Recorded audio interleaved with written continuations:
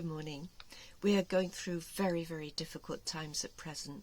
People have lost their homes, their crops, their livelihoods, everything sometimes, through earthquakes, floods, fires, tornadoes.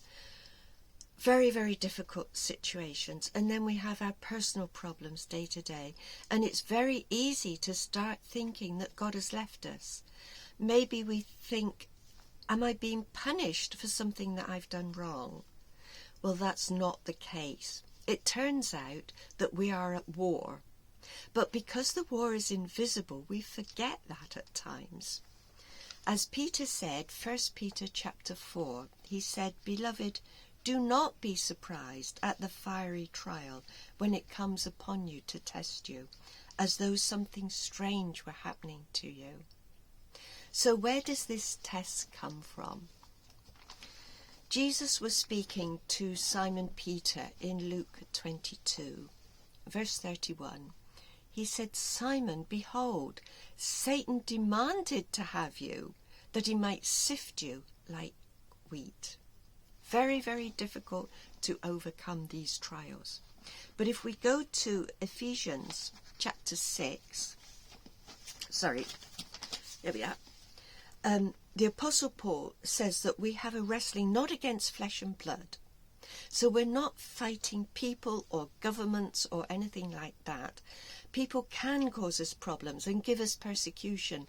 But he said we're fighting against the cosmic powers over this present darkness, against the spiritual forces of evil in the heavenly places. That's a horrendous fight for us to deal with. And there are other things that we're fighting. If we turn to 2 Corinthians chapter 10, the Apostle Paul says what else that we're fighting against.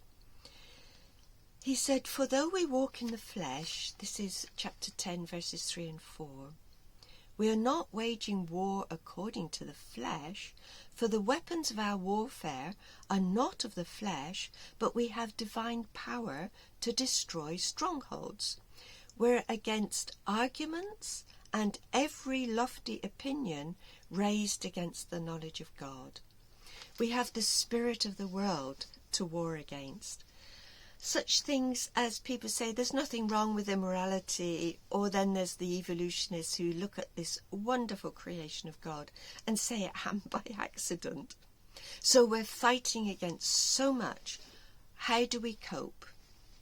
Well, in that chapter 10 of 2 Corinthians, verse 4, Paul said, we have divine power to destroy strongholds.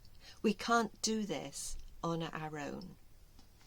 If we go back to Luke 22, Jesus said to Peter, "I have prayed for you that your faith may not fail." With Jesus on our side, we can't fail. We will keep our faith strong. But the Apostle Paul said that we need to do something. Going back to Ephesians 6, he talks about the spiritual armour in which we can be protected from Satan's darts. He said we need to take up the whole armour of God so that we may be able to withstand in the evil day, and having done all, to stand firm. So we need truth, righteousness, the gospel of peace. We need the shield of faith with which you can extinguish all the flaming darts of the evil one. We need the helmet of salvation, the sword of the Spirit. We need to read God's word to be fortified every day. And then we need to pray at all times in the Spirit with all prayer and supplication, making supplications for the saints, and that will help us to persevere.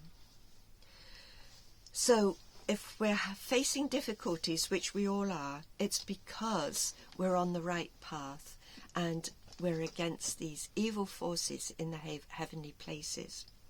1 Peter 4 again, verse 13 of chapter 4. "Rejoice," not easy, but he said rejoice insofar as you share Christ's sufferings, so that you may also rejoice and be glad when his glory is revealed. If you're insulted for the name of Christ, you are blessed.